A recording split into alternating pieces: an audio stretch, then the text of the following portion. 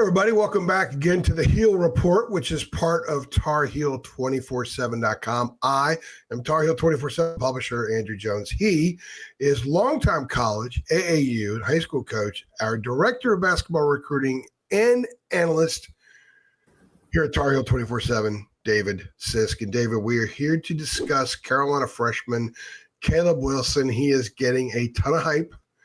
The hype train increased when we got him for interviews here a couple weeks ago, and he was fantastic. Everybody liked him. He spoke like he was 28 years old and had run for office already, which is a positive thing because I think it speaks to his maturity.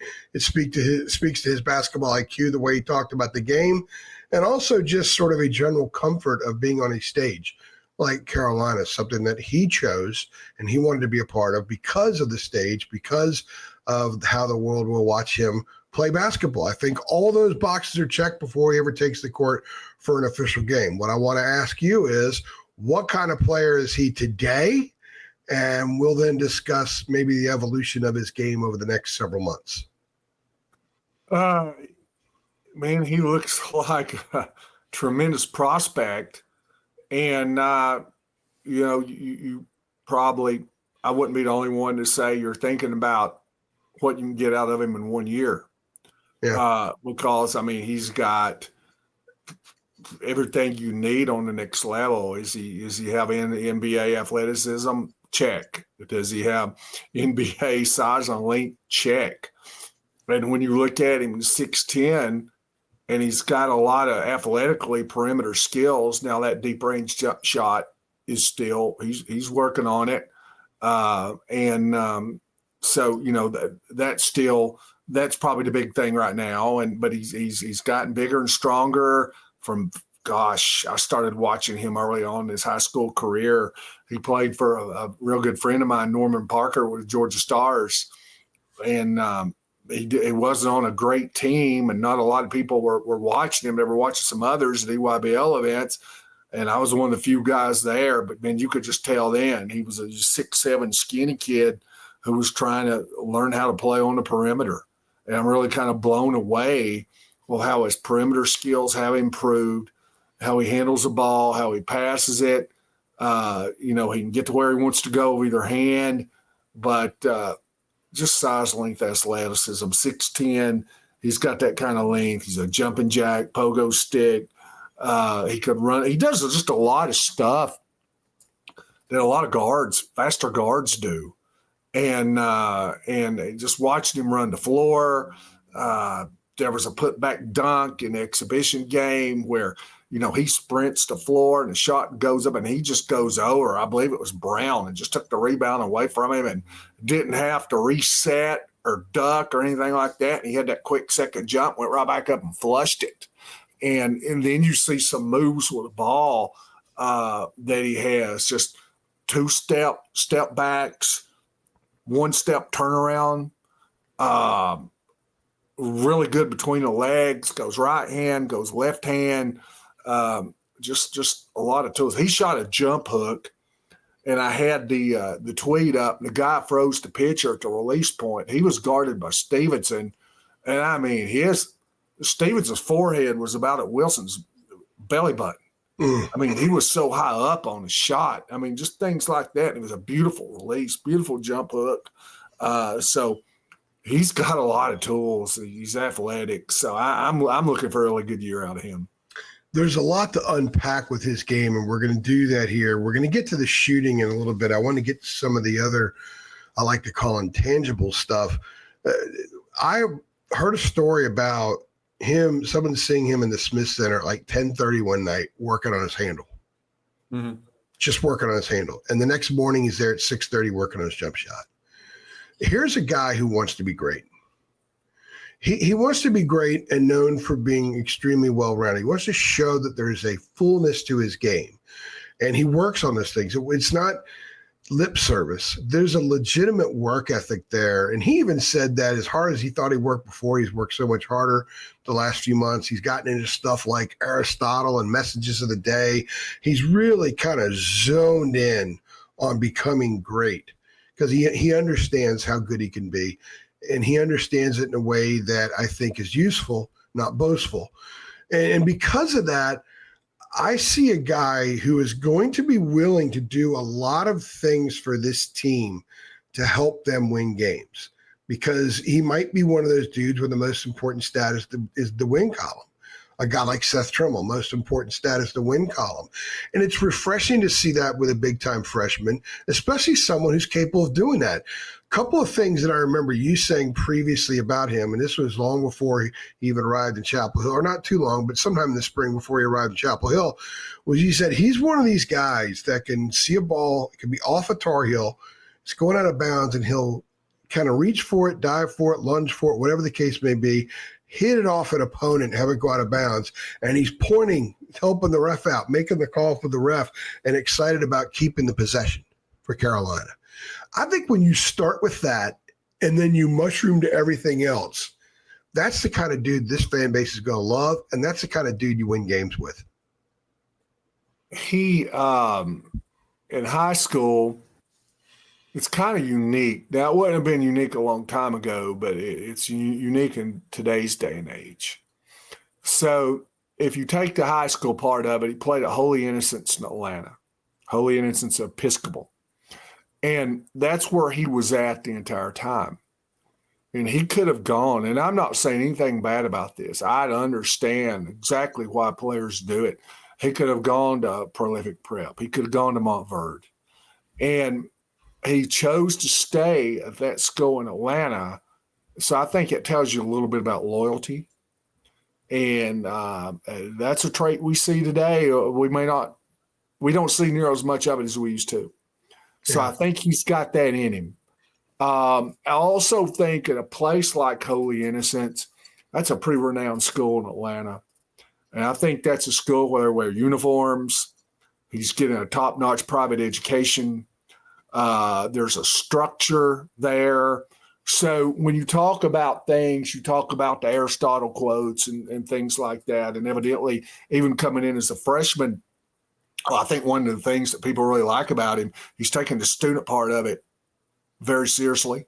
He enjoys on campus. I heard Hubert Davis say he could get elected student body president. Yeah. So he's enjoying that part of it. And I think that goes back, I mean, from your days, he got one of those almost like Catholic school educations and renowned academic Catholic school reputation, where, like you say, it was structured. You had a certain way that you did things. And I mean, that's what you had. Look how buttoned up you are.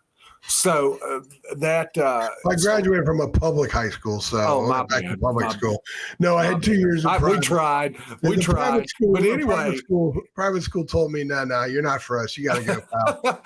Hey, but anyway, he did. So he came out of that. So it's almost like a kid coming out of DeMatha or somewhere like that would put me in mind of that. Now you go to the AAU part of it.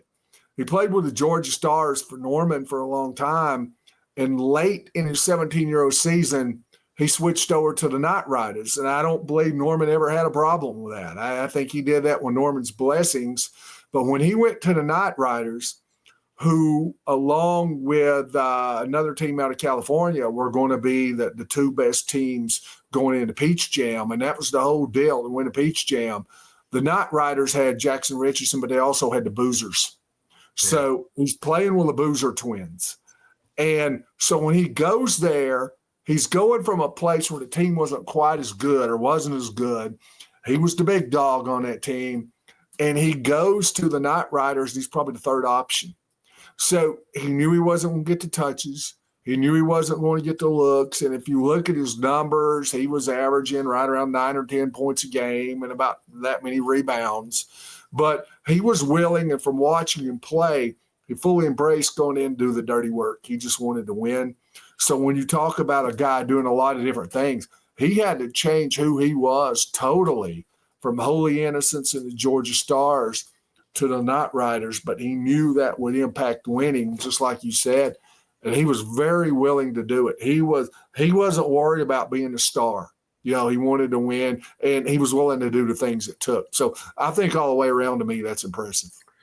So, what do you think his biggest adjustments to college are? We talked about Luka in that podcast about the length, especially getting off shots in the perimeter and trying to get a couple dribbles to get a pull-up jumper off quick guys with length. What is the biggest adjustment you see for Caleb? But don't go into the scoring because we're going to talk about that in a few minutes. Just the maturation. Just an 18-year-old freshman kid just maturing and growing. And I mean, he's got all the tools. Yeah. To me, that's it. It would be like a Cooper Flag or somebody going into the NBA. You're just getting better. You know, you got everything you need. You get better. You grow.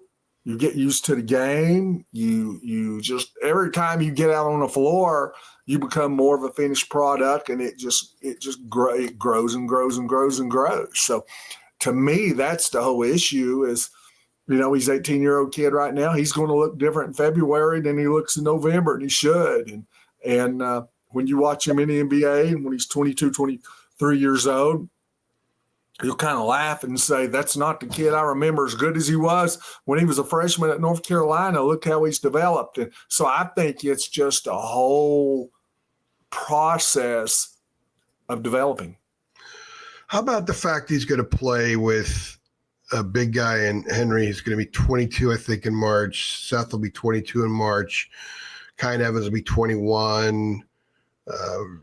Luka is going to be 23 in March, I believe it is, 22 in March. He's got a lot of older guys. There's a few years. There's either overseas like Luka, who speaks several languages, and you've got guys who have been around the college game and have had a lot of success in college. How is that part of his meshing a challenge?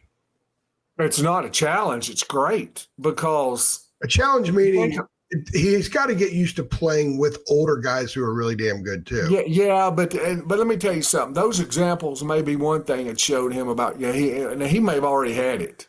Yeah, but about getting out onto the floor, and you think about it, he's 1 year removed probably from going professional. Yeah. So what do we say every time? What do we say about any of these guys when they go into the NBA? College is a little bit different. I mean, football is a little bit different, rather. I'm sorry, because they got to be there 3 years, so they're going to be a little bit older. But every time and they're a lot babes and are 19 years old and are going to the NBA, what do they always say, the experts? They're going to a place with a good locker room. And a lot of times you'll see a player and he's going to a bad situation. A bad locker room. They may not have coaching leadership. They may not have what you would call maybe the kind of guys that you would want around a 19-year-old kid. And I think it becomes tough. We can all think of examples of that. So I think it's a perfect situation because he's going into a place with mature guys who have had success, who have experience, who, for everything that we know, are good guys. And I think those are the kind of individuals that if I'm Caleb Wilson's dad, that I want him around, then I think he grows from it. A natural assumption for most fans is when you have a ballyhooed freshman come in that he's going to be a big scorer. He can put the ball in the basket. He can fill it up. Boy, man, he could dunk over everybody. He's got all these moves. What kind of scorer do you think Caleb Wilson is at this time or will be early in his career? And how do you see that evolving over the course of the year? I never thought he would be a guy that'd get to 15 to 20 points. I thought of him as a guy who could get 12 points a game, maybe a little bit higher than that, maybe closer to 15. But I think somewhere in that range that's going to grab 8 or 9 rebounds, that's going to have 4 assists, couple of steals, couple block shots, that's going to have all that. And he's not going to get, let's say he averages 14 points a game. It's not going to be because he went 7 for 29. It's not going to be that kind of deal. I think he does it. I think he'll do it efficiently. And so I think that's key. I don't think he'll need a whole lot of shot attempts. The thing, like I said, I like about him, I did clips, and as we did this week, we did the film review. And I did clips on Twitter, and there was one in particular that got the most views, and people were saying, why are you celebrating a bad shot? And people maybe from other places were saying, we hope he shoots this kind of shot against us. And that was a step back shot he took where he really had the 3-point line straddled. And I put in the story beforehand, I said, look, this is not the kind of shot Hubert Davis wants him to take.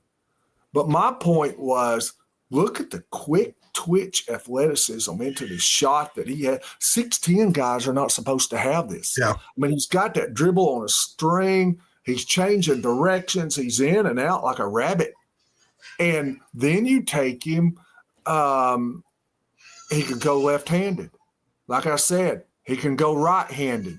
He's got a runner. He's got that jump hook. One thing he does, he's smart with his dribble. In the blue-white, I never saw him try to cross over. I don't like crossover with big guys.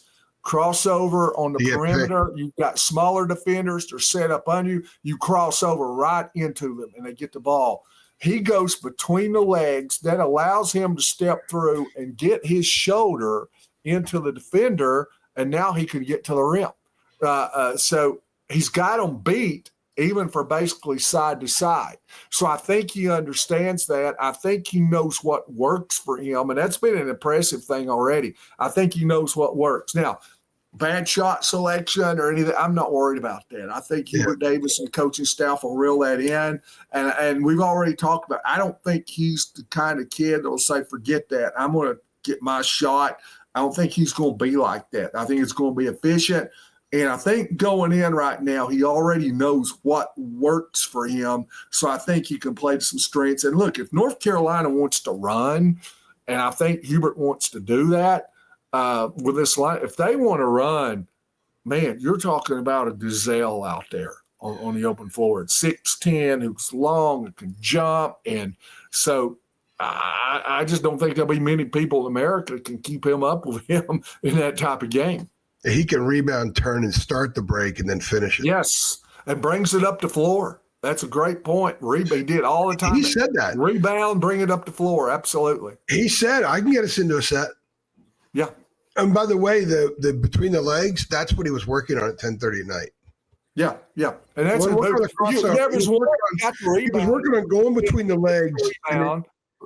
He gets the rebound, and he brings it down the right side of the floor. He brings it down. He goes immediately to his left. He's got Jaron Stevenson on him. He shoots the floater. He's over, I think, one of the better defenders in the country at that size. It was like it was nothing. He gets a rebound. He brings it down. Nobody else touched the ball. He gets the shot off quickly. It's a good look. It's efficient. He scores.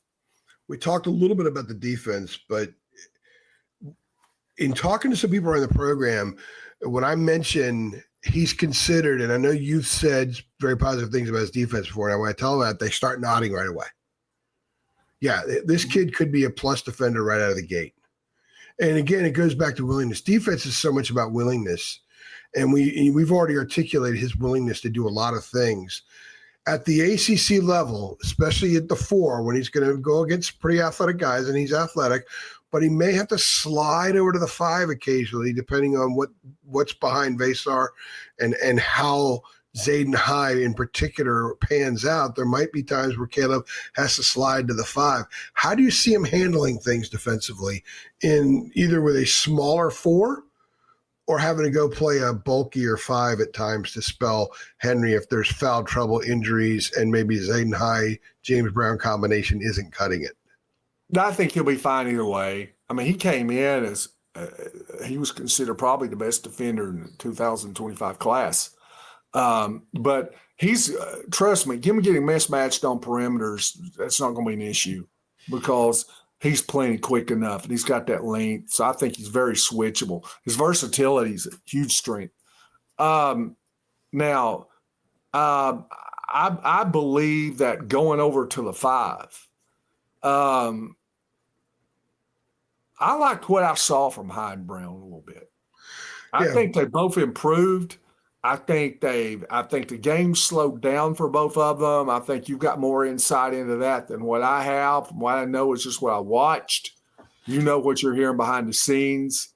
but I think they're going to be fine. I don't think Wilson will have to play as much 5 as what some people may think. But even if he does, I think you're not going to ask him to do it in extended spurts. I don't think he's going to have to do it for 25 minutes a game. So, I think he can handle that in spurts. Here's the big thing defensively, from what I've seen so far. I think he still doesn't know at that level what playing hard is going to be for 40 minutes. I know that the exhibition, you're not going to do that. But I kind of watch him away from the ball. He's standing straight up. He's not down in that low activity, being able to pounce. And he's got quick hands, and he still had a lot of deflections off the ball.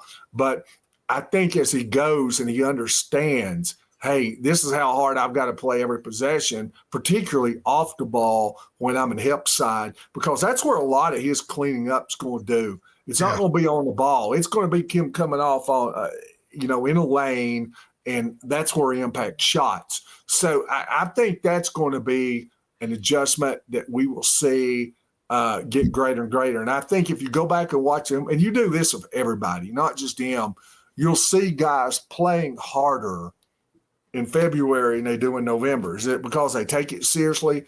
No, that's not it. It's because they learn repeatedly, hey, this is how I've got to go throughout the game.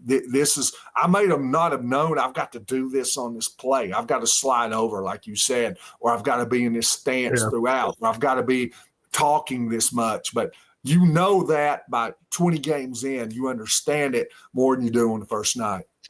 I agree that they're going to probably be okay behind Henry, but if Henry is out for an extended period of time, that's when you might see Caleb slide over. And I think that they're preparing for possibly having to do that in an emergency situation. Any concern, before we close this out, any concern you have about his game at all in adapting to college, or let him play, the scoring will come, and he's a pretty polished product already?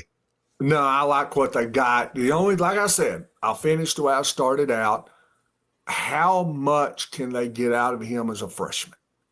And that's the thing, because how many times have you seen a player and you look ahead and they're 23, 24 years old and they're just dominating in the league, and you'll say, man, I wish we could have had that when he was 18, and he still had a good career. But you go back to especially the 90s, when you really had a lot of one and dones at North Carolina with the Stackhouses and the Vince Carters and even guys that stayed more than that, but Rasheed Wallace and Antoine Jameson. I mean, you had some incredible players come in there, and you say, man, I wish I could have stayed 4 years. I wish it had been in 1998 the way it was in 1978.